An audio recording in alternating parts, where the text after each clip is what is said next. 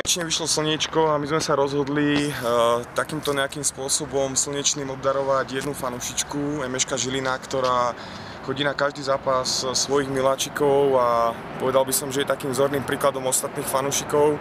Chalani podpísali loptu, máme tu nejaké propagačné materiály jej najobľúbenejšieho hráča, ktorým je Robo Pích, a skúsime ho poprosiť, či by bol taký ochotný a či by nám pomohol s odovzdaním ceny alebo odmeny pre Taničku.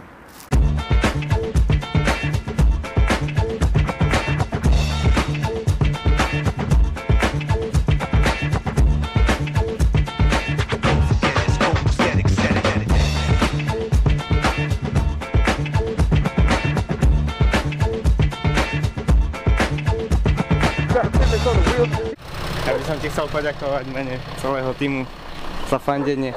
To je od nás taká maličkosť. Ďakujem. Tanička od nás tiež.